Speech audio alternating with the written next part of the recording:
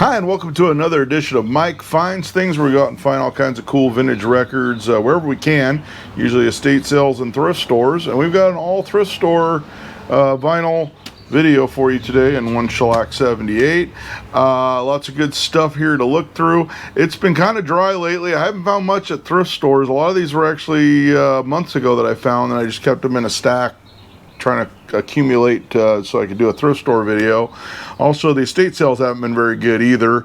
I actually had planned to go to an estate sale that was south of here, probably about 15 miles. That had a bunch of records, and then the night before, another estate sale popped up that was like about 20 miles northwest of here, and they had a jukebox that it's one I've always wanted.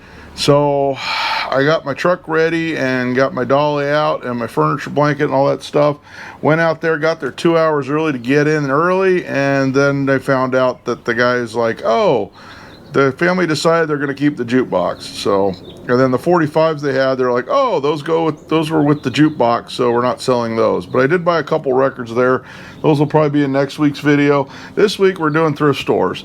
So, like I said, this whole I think the last 2 weeks I haven't really found much. So that's it. Just, I mean, you always see me finding stuff, but I don't always find stuff, but sometimes I do get lucky, and sometimes I don't get lucky. Lately, I've not been getting lucky. I'm going to Palm Springs to shoot the car auction. This video will post on Thursday, so it'll be tomorrow when you see this video. That's the car auction for the other channel, which is my name, Mike Frankovich. I do car videos on that channel.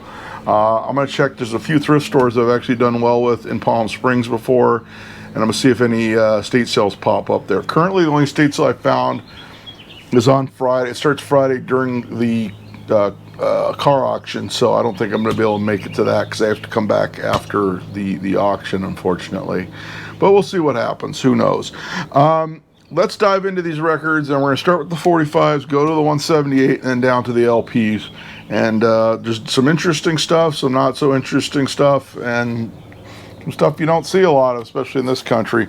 We're going to start with, this was a heartbreaker because this is a rockabilly record from '57, and it is kind of a scarce one, but it's not in the best condition. It's a little scratched up. It does play, but it has a lot of scratchy noise when you play it. It goes for between 4 and 88 on Discogs. Mid is 27. This is probably towards the lower end. It's Ain't Got a Thing, Sonny Burgess on Sun. And the catalog number is, what is it? 263, it looks like. And the B-side is Restless. So, always cool to find scarce rockabilly stuff on Sun. Not so cool when it's all scratched up. This was actually one of those bags of records that they get at the estates, at the thrift store, where they just put like five records in a bag. The rest of them were all destroyed, and they weren't very good anyway. So I did get that. It was cheap, but unfortunately it's not in the best condition, although it is quite a rare one. And here's one I got the other day at the thrift store, and it's mint because it's horrible.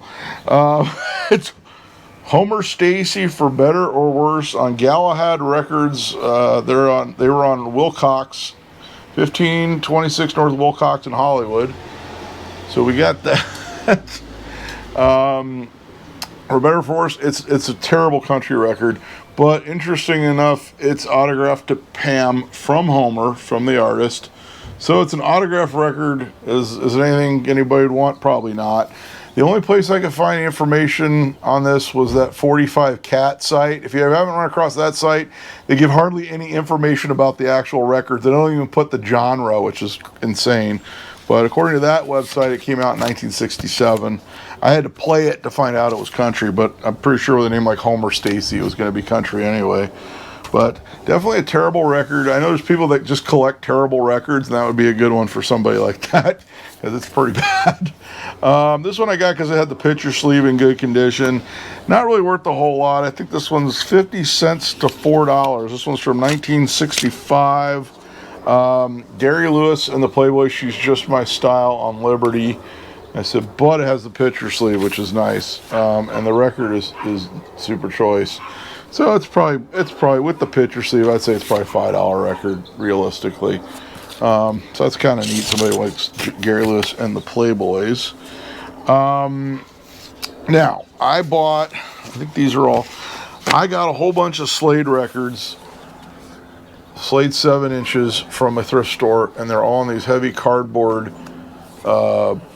things here. I mean, these are all Slade. I think there's one that's the dummies. The rest of them are all Slade, and they're all UK presses. They didn't sell a lot of Slade in the US. They didn't have a lot of hits there like they did overseas. The only one in here that was a hit, I think, in the US is there's a copy of Run Runaway, but of course the UK press. But there's one interesting one that's worth money, and of course it's the only one that somebody wrote on. It is a promo copy of Hear Me Calling from 1972. That's a 7-inch, and it plays at 33.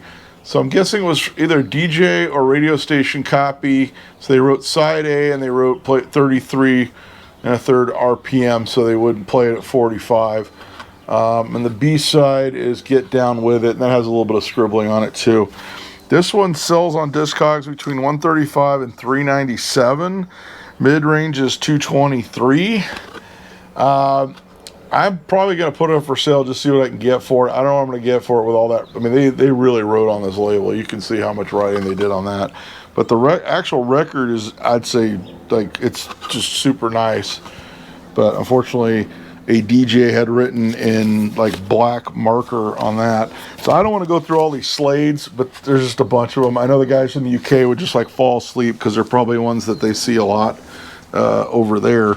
Because Slade was very popular in the UK, not as popular here. I don't know why they never broke through like they did over here. MTV did play like Run Runaway when that was a thing in the 80s. Now here's the 178 we got. This one's from 1956.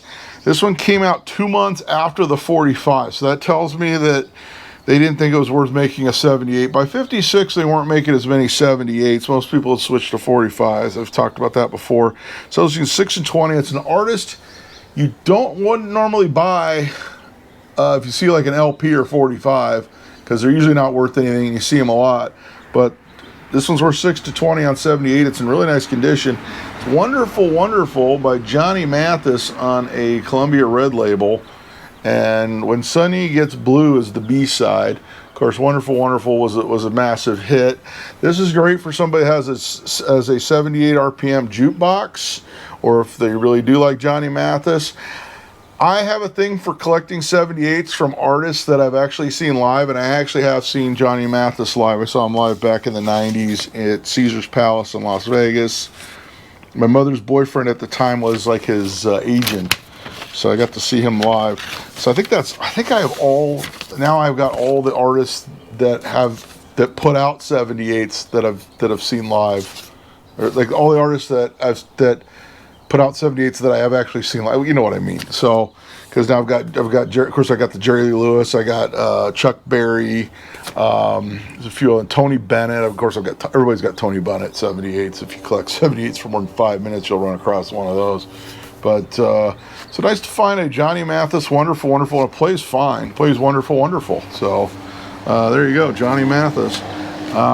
So that's definitely, that's a good example of something worth picking up on 78 that maybe isn't worth anything on 45, and certainly his LPs are everywhere, like every estate sale, yard sale, thrift store you can imagine. Getting into something a little bit more modern, way more modern, or maybe not more modern, judging by the album cover.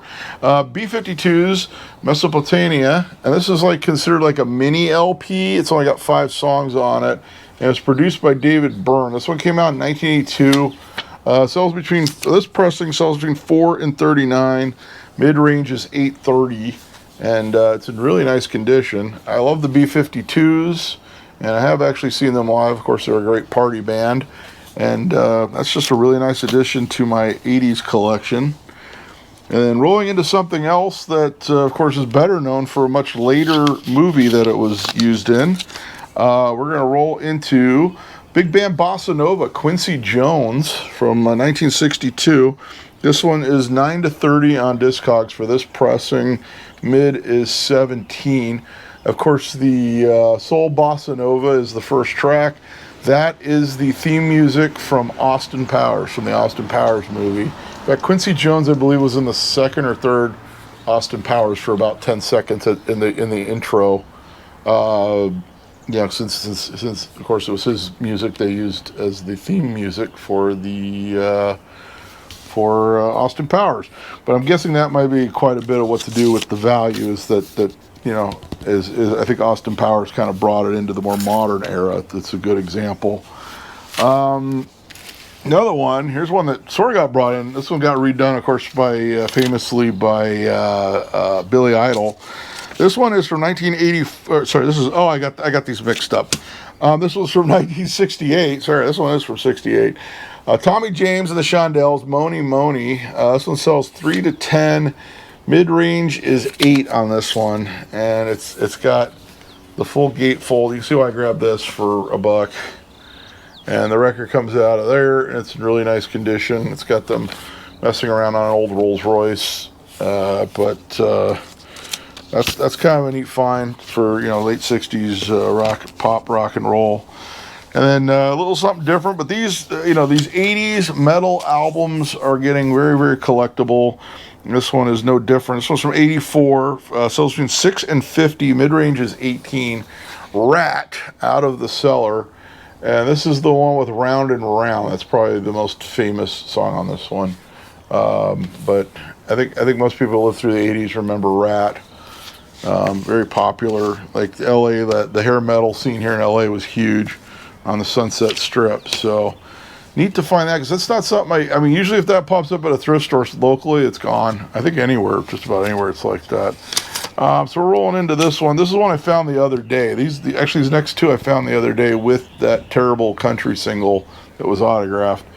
And this one I grabbed because it was $1 and it was in really minty condition. Jimmy Rogers, Honeycomb, and Kisses Sweeter Than Wine. So it's just a Jimmy Rogers LP. Nothing super spectacular. Of course, you find Jimmy Rogers 45s like all the time. But kind of neat to find an LP in such good condition. It still has most of the cellophane still on it, and that's on Dot Records. And here's one that going back to the 1980s. This one's from '85, and it is 1 to 1150. Mid-range is 3. I like these 12-inch singles from the '80s, the dance mixes and stuff. This is Alison Moyet, Invisible. So a song that got played a lot. This is the transparent mix. So. Of Invisible. Of course, Invisible, they even play that on First Wave on Sirius. They play it on K-Rock back in the day, a lot of the alternative stations. And what's interesting is the B-side is she's doing Hitchhike, which is the Marvin Gaye song. So a little bit of throwback to 60s Motown there as she does Hitchhike. She does a cover of Hitchhike. So that's sort of interesting. And of course, she was the lead singer of Yaz, or Yazoo if you're overseas. Of course, Yazoo had to change their name for the U.S. market, since there was a country band called Yazoo already. And I'm a big Yaz fan, so it's cool to find that, because I had the album of that, but I didn't have the 12-inch single. Another one I found, this was from '71. It was between $1 and 8. Mid-range is 3, and this is Richie Havens' The Great Blind Decree. And unfortunately, it's got a cutout for a return there. And so Richie Havens from 1971. So there you go. That was a good find. And here's one that's getting autographed pretty soon, because my buddy, a guy I know, knows the band. It's funny because he mentioned it to me. If you ever find a Blasters LP, I can get it signed. I said, well, actually, I just found one at a thrift store recently, so I'll be handing this over to him. From '82, this is $1.84 to 11. Mid-range is 5.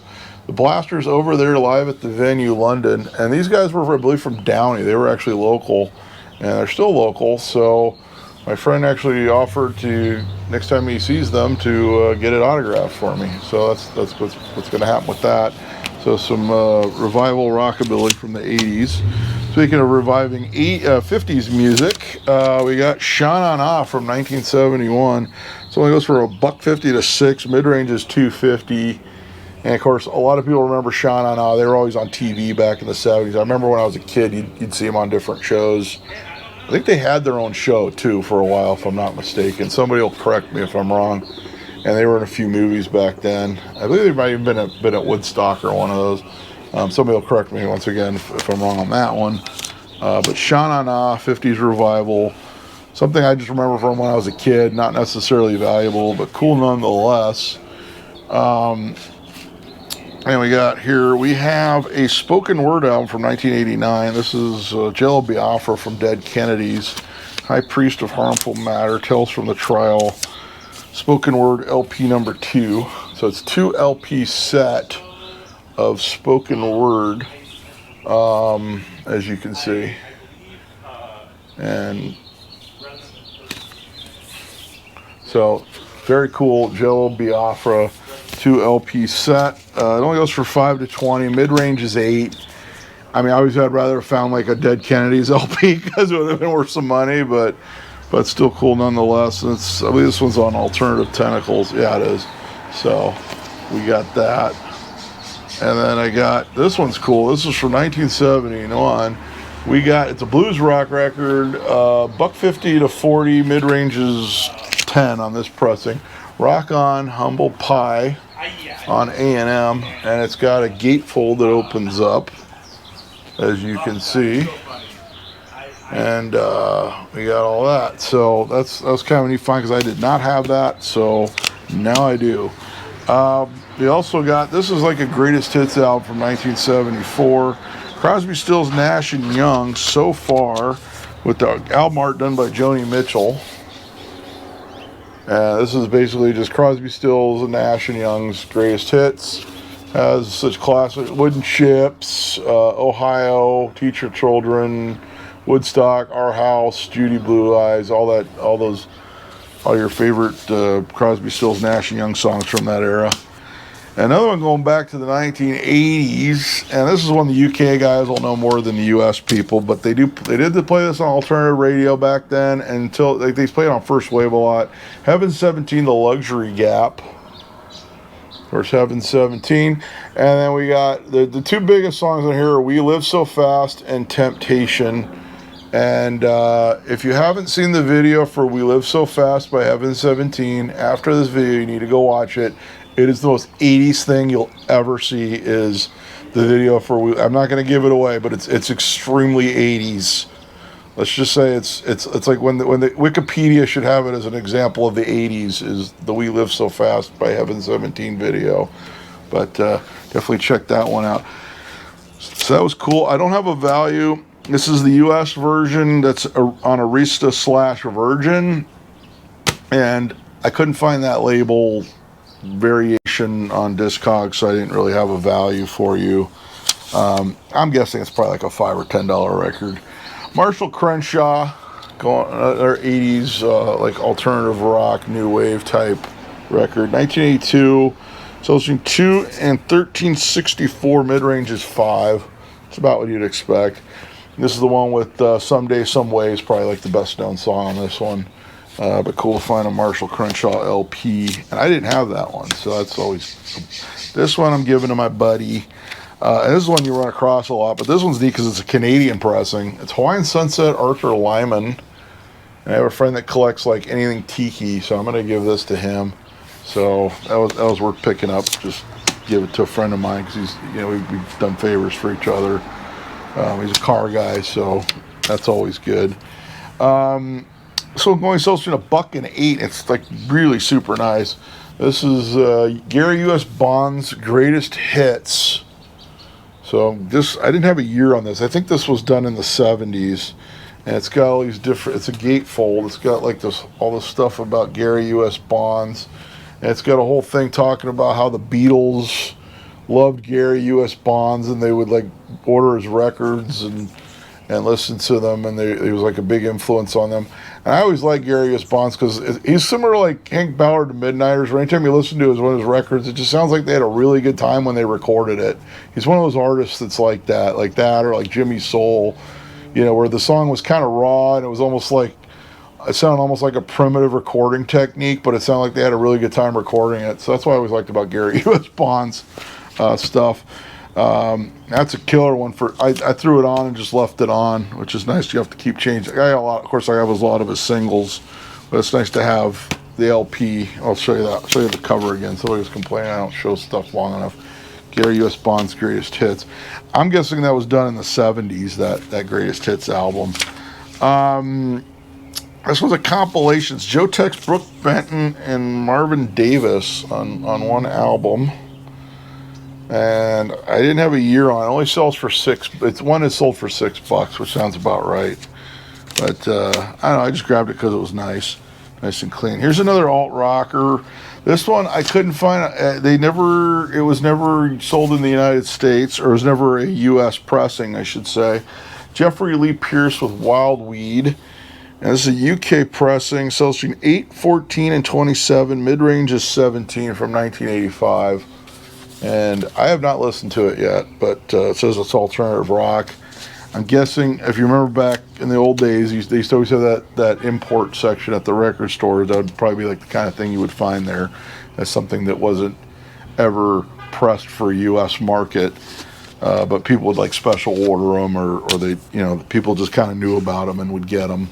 A lot of stuff locally would get played on K-Rock that wasn't sold here, and a lot of times that was how a lot of bands actually from the UK and overseas got into, at least the LA market was through like K-Rock back then. And of course now it's like a terrible station now. It's not like it used to be.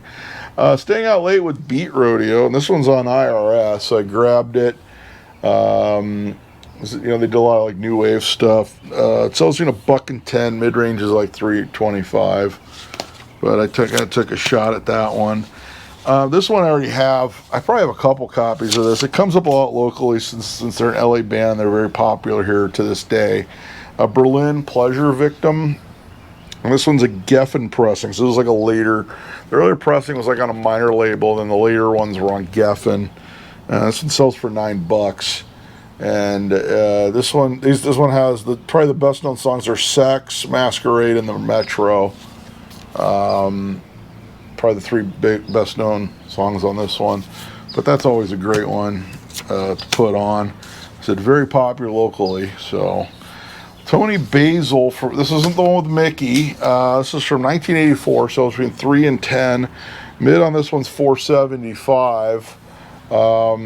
No hits on this one. I think she's just basically known for Mickey. My mother actually worked with her in the 60s as a dancer. My mother was a dancer back then. So my mother actually knew her in the 60s. Of course, she had the hits in the early 80s, the one hit. And then I think she continues to do choreography. She kept doing choreography after that. 1986, sells 2 and 25, mid-range is 9. This one I'm probably going to get to my kid. It's Cyndi Lauper with True Colors. So you know Cyndi Lauper is. Well, this 80s stuff's getting kind of collectible now because the 80s, obviously there's a big 80s, 90s revival going on. And here's one from 79, and it's a band most known for their 60s stuff. The Kinks' Low Budget. Actually got 2 albums that are like that, where it's a band better known for their 60s stuff. This is one with If I Could Fly Like Superman. I had the single of that when I was a kid, I remember. But I didn't have the album, so I got the album. And another band, best known for their 60s stuff, but this one's from 78. The Moody Blues with Octave. And it's got a little blemish there and a few other. It's not perfect, but it's pretty nice. This one actually has a gatefold, I believe. Yeah, it has a gatefold right there. So I picked it up because it was in such nice condition. Obviously not the best known Moody Blues album. So it's a little bit different stuff this week than I normally find. Not a lot of the 50s, but next week I'll be doing more estate sale stuff. I've actually got some stuff I did find at estate sales before. I'm hoping I can find some more stuff this week somewhere to add to the pile for next week's video. I keep looking for stuff.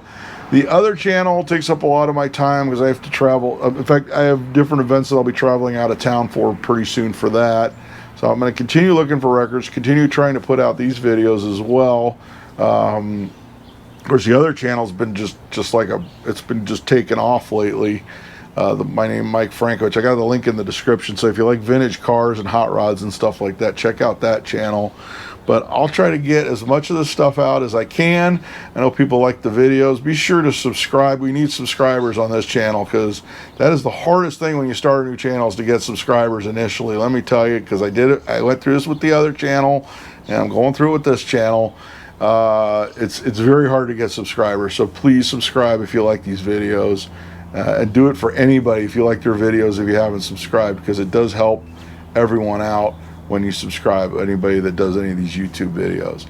Well, that's what I got for you this week, and I'll be seeing you.